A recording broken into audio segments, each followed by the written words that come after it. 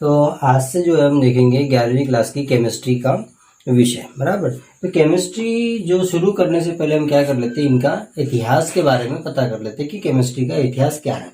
तो आप जो केमिस्ट्री के इतिहास में जो है, असल में जो मिस्र देश है, बराबर, ये मिस्र देश का जो है पुराना नाम जो है वो केम कहलाता है। क्या कहलाता है? केम, इंग्लिश का वर्ड है केम। ये मिस्र का क्या है? पुराना नाम है। और ये मिस्र के जो लोग हैं, मिस्र के जो रहने वाले हैं, देशवासी हैं, वो असल में जो है बहुत सारी रसायन का रहस्य जानते थे। क्या करते थे? रसायन का रहस्य जानते थे। ये क्या करते? ये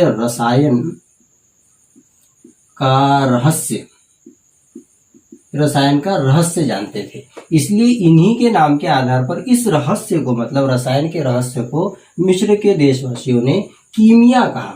क्या कहा? कीमिया। और इसी कीमिया के नाम के आधार पर जो है इन लोगों को दूसरे देश के लोग, मतलब ये तो मिस्र की कहानी हो गई, बराबर। मिस्र का पुराना नाम क्या है? केम है। इन मिस्र के जो लोग हैं या देशवासी है, वो असल में क्या है? रसायन के रहस्य को बहुत अधिक मात्रा में जानते थे। इसलिए इस रहस्य को हमने क्या नाम दिए? कीमिया नाम दिए। और बाकी के जो देशवासी है वो रहस्य जानने के कारण, यानी कि कीमिया के कारण, इनको किस नाम से जानते थे? कीमियागार के नाम से जानते थे। कीमियागार। कीमियागार असल में कौन बोल रहे हैं? हम लोग बोल रहे हैं, बाहर के देशवासी। किसको बोल रहे हैं? मिस्र के देशवासी को। क्यों बोल रहे हैं? क्योंकि वो रसायन के रहस्य को जानते थे। और इस रसायन के रहस्य इतने वर्ड को मिस्र के देश में क्या बोला जाता था? कीमिया बोला जाता था। इसलिए इन लोगों का नाम क्या रख दिया गया? कीमियागार रख दिया गया, बराबर। इसके अलावा भी हम देख सकते हैं कि केमिस्ट्री यदि हम इंग्लिश में लिखे तो किस तरीके से होती है केमिस्ट्री, बराबर। केमिस्ट्री में दो वर्ड है, पहला वर्ड है केम और दूसरा वर्ड है मिस्ट्री, बराबर। तो इस केम का मतलब होता है मिश्र, बराबर, और मिस्ट्री का मतलब होता है रहस्य, बराबर। मिस्ट्री की हालांकि स्पेलिंग ऐसी बनती है मिस्ट्री, बराबर। मिस्ट्री का मतलब क्या होता है? रहस्य। और केम का मतलब क्या होता है? मिश्र, बराबर। इन दोनों वर्डों को जोड़कर इसका नाम क्या रखा गया है? केमिस्ट्री रखा गया है, ठीक है। तो ये जो है हमारी उसकी पुरानी जानकारी है जो इससे संबंधित है। इससे संबंधित दो प्रश्न जो है इसके अंदर है कि मिस्र के देश, कि रसायन का जो है अर्थ क्या है। तो रसायन का जो अर्थ है वो क्या है? कीमिया शब्द से रखा गया, जिसका अर्थ गुप्त रहस्य होता है, गुप्त या रहस्य होता है। और मिस्र के देशवासी क्या कहलाते हैं? तो कीमियागार कहलाते हैं। ऐसे भी हम याद रखना चाहे तो क्या याद रखते हैं? दो वर्ड से मिलकर बना है। पहला है केम, केम का मतलब होता है मिश्र, और दूसरा होता है मिस्ट्री, मिस्ट्री का मतलब होता है रहस्य, ठीक है। तो इसके बाद में हम देखते हैं इसके कुछ महत्वपूर्ण बातें, ठीक है। तो इस केमिस्ट्री में हम किन किन बातों का अध्ययन करेंगे? तो आमतौर पर हम पदार्थ के संगठन, दूसरा है उसकी संरचना, और तथा रासायनिक गुणों का अध्ययन। रासायनिक गुणों का क्या करते हैं? अध्ययन करते हैं। हमारे इस केमिस्ट्री में मुख्य बातें क्या है? तो केमिस्ट्री में मुख्य बात है पदार्थ का संगठन देखना, उसकी संरचना देखना और उनके रासायनिक गुण देखना। मतलब विज्ञान की वह शाखा जिसमें पदार्थ के संगठन, बराबर, उनकी संरचना और उनके रासायनिक गुणों का क्या किया जाता है? अध्ययन किया जाता है। उसको हम क्या बोलते हैं? रसायन के नाम से जानते हैं, जिसकी बहुत सारी जो है शाखाएं हैं, जिसके तीन भाग मुख्य है। एक है कार्बनिक रसायन, दूसरा है अकार्बनिक रसायन, तीसरा है भौतिक रसायन, चौथा है वैश्लेषिक रसायन, पांचवा है भूगर्भीय रसायन, छठवा है जैव रसायन और औषधीय रसायन। तो ऐसे बहुत सारे जो है इसके शाखाएं हैं जो आगे चल के बढ़ जाती है। लेकिन आपको 11वीं क्लास में और 12वीं क्लास में तीन किस्म की क्या है? केमिस्ट्री है। एक होती है, पहली कौन थी? कार्बनिक, दूसरी होती है अकार्बनिक, और तीसरी होती है भौतिक। ये तीन प्रकार की जो केमिस्ट्री है हमारे 11वीं और 12वीं में कंपलसरी है, ठीक है। तो ये सब हम बाद में देख लेंगे। पहले हम समझ लेते हैं पदार्थ का संगठन। पदार्थ का संगठन मतलब जैसे हमने वर्ड लिखा जल, तो जल जो है उसका संगठन क्या है, मतलब जल का वास्तव में सूत्र क्या है। तो जल जो है H2O मतलब 2 हाइड्रोजन और 1 ऑक्सीजन से मिलकर बना होता है, ये उसका क्या हुआ, संगठन हुआ। दूसरी बात है उसकी संरचना की, इसकी संरचना कैसी होती है। तो इसकी संरचना कुछ होती है इस तरीके से, एक हाइड्रोजन दूसरा हाइड्रोजन, मतलब सीधे नहीं होते ये 2 हाइड्रोजन, क्या होते हैं, झुके हुए होते हैं, मतलब उल्टे V के समान होते हैं। ये उसकी क्या है, संरचना। और रासायनिक गुण कैसे है, तो रासायनिक गुण आमतौर पर कैसे है कि जल जो है आग बुझाने के काम में आता है, बराबर। तो ये इसकी क्या है, रासायनिक गुण है, ठीक है। या चूने के साथ में मिला दिया जाए पानी को तो क्या बनेगा, चूने का पानी बनेगा, ठंडा करने का काम करता है। तो इस तरीके से कि विज्ञान की वह शाखा जिसके अंतर्गत पदार्थ के संगठन, संरचना और उनके रासायनिक गुणों का क्या किया जाता है, अध्ययन किया जाता है, उसको हम क्या बोलते हैं, केमिस्ट्री या रसायन विज्ञान कहते हैं। इसकी बहुत सारी शाखा है, लेकिन उनमें से 3 शाखाएं क्या है हमारी, मुख्य है, कार्बनिक रसायन, अकार्बनिक रसायन और भौतिक रसायन, ठीक है। इसके बाद देखेंगे हम कि केमिस्ट्री पढ़ने के लिए 2 परिभाषा मुख्य रूप से याद होना जरूरी है। एक है परमाणु किसे कहते हैं और दूसरा अणु किसे कहते हैं, तो ठीक है, उसको भी देखते हैं।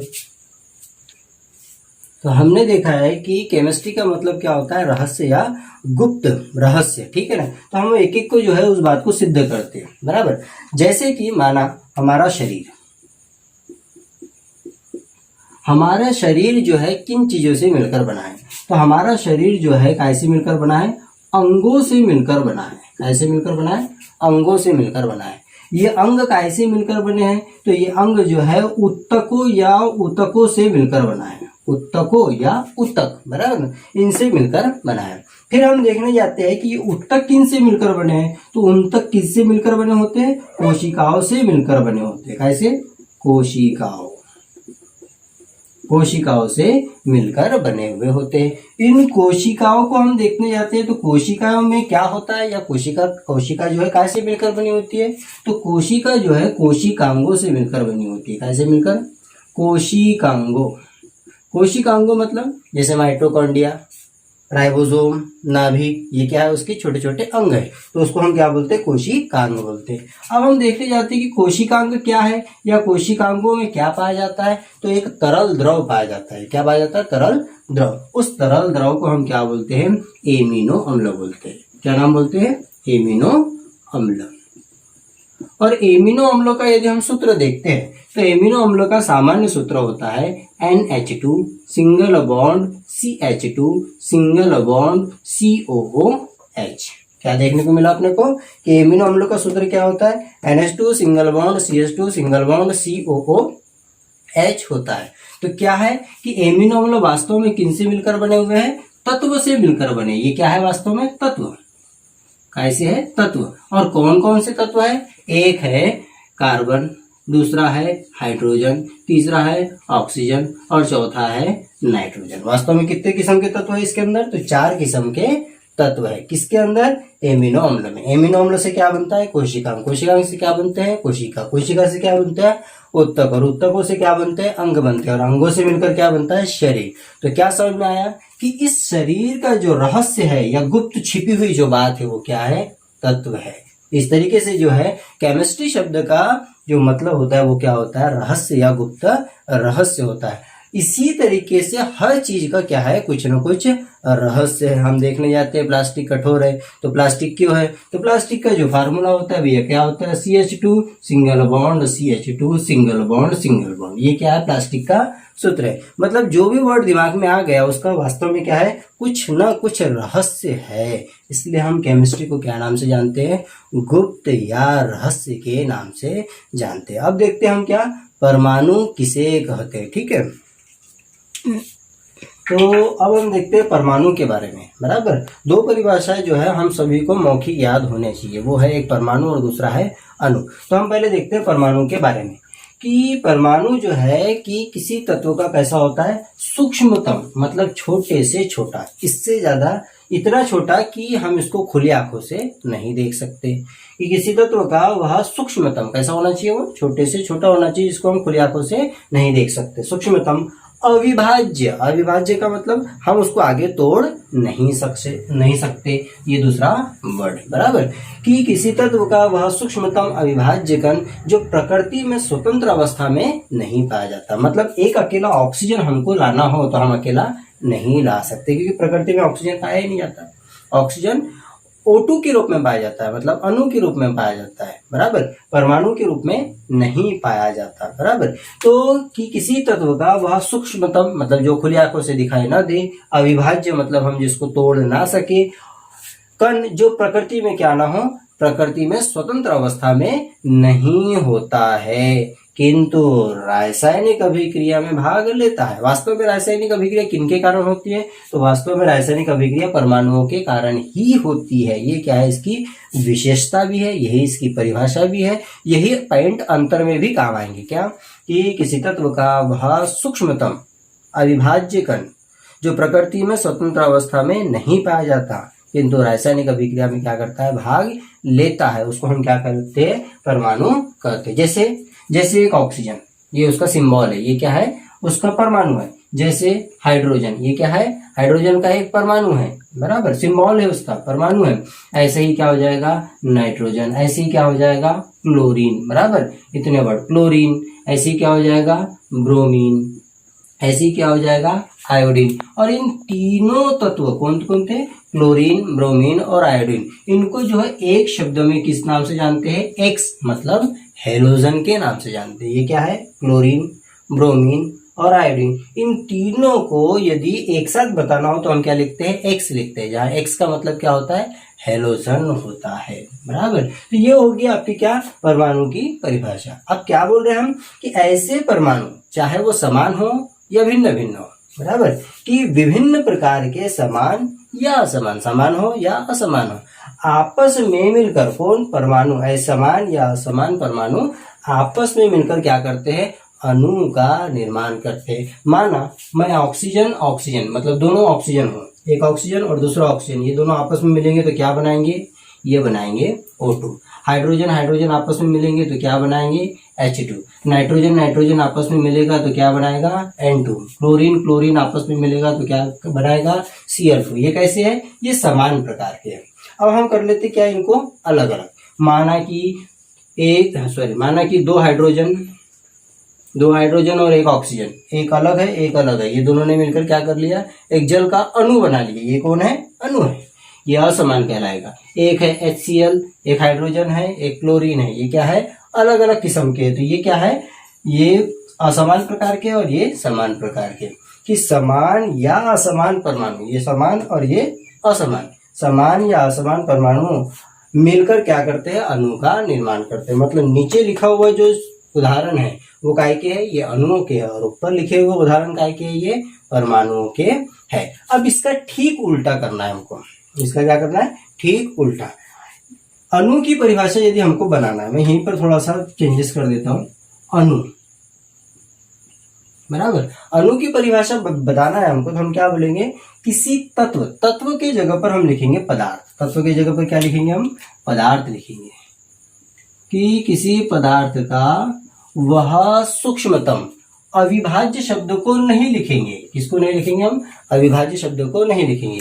कि किसी पदार्थ का वह सूक्ष्मतम कण जो प्रकृति में स्वतंत्र अवस्था में मिलता है, नहीं वाले शब्द को हम क्या कर देंगे, हटा देंगे बराबर। मिलता है या स्वतंत्र अवस्था में पाया जाता है बराबर। किंतु रासायनिक अभिक्रिया में यहाँ पे क्या बोला है, भाग लेता है, हम क्या बोलेंगे, भाग नहीं लेता है, भाग नहीं लेता है, वो क्या कहलाएगा, वो अणु कहलाएंगे। इस परमाणु की जगह पे क्या लिख देंगे, हम अणु लिख देंगे। मतलब एक डेफिनेशन हमको याद हो गई तो हम क्या कर सकते हैं, दूसरी डेफिनेशन आराम से याद रख सकते हैं। क्या कि किसी पदार्थ का, तत्व के जगह पे क्या लिखेंगे हम, पदार्थ। कि किसी पदार्थ का वह सूक्ष्मतम, अविभाज्य शब्द को छोड़ देंगे, सूक्ष्मतम कण जो प्रकृति में स्वतंत्र अवस्था में पाया जाता है, क्या करता है, पाया जाता है, किंतु रासायनिक अभिक्रिया में क्या नहीं करता, भाग नहीं लेता बराबर। वो क्या कहलाता है, वो अणु कहलाता है। और अणुओं के उदाहरण कहाँ लिखे हुए अपने पास में, नीचे लिखे हुए। मतलब ये उदाहरण को क्या कर देंगे, हम यहाँ पर लिख देंगे। और ये वाला जो सेंटेंस लिखा हुआ है हमारे पास में क्या, कि विभिन्न प्रकार के असमान या समान परमाणु आपस में मिलकर क्या करते हैं, अणु का निर्माण करते हैं। ये अणु की डेफिनेशन में भी रहने दे सकते हैं हम, और परमाणु की डेफिनेशन में भी रहने दे सकते हैं।